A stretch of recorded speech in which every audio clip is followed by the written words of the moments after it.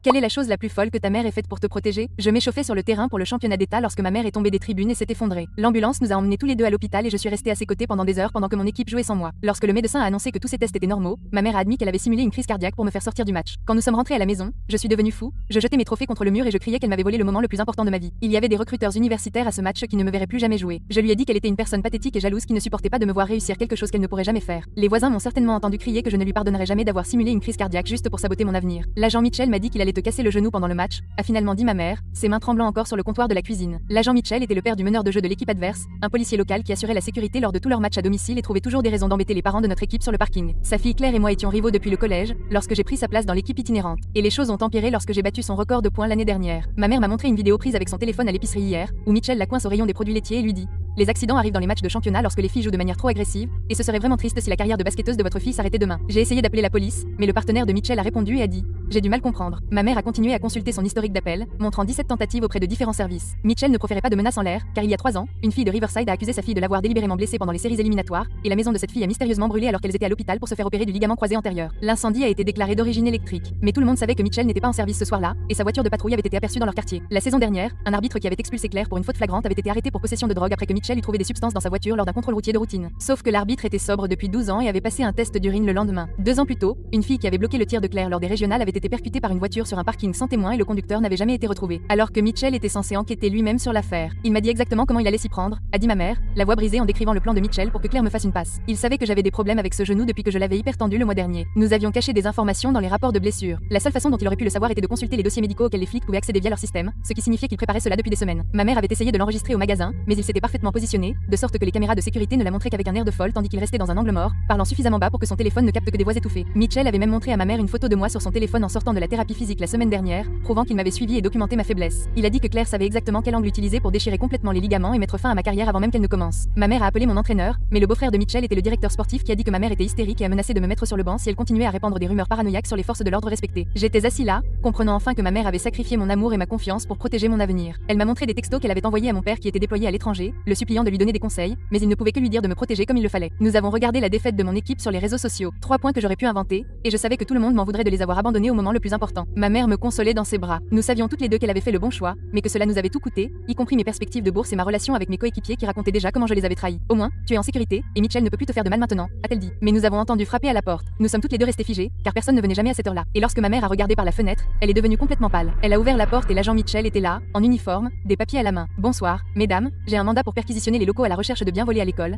a-t-il dit en entrant sans attendre la permission. Il a fait un clin d'œil à ma mère en passant devant elle pour entrer chez nous, et j'ai cru que mon cœur allait vraiment s'arrêter. L'histoire complète sur la chaîne ci-dessous.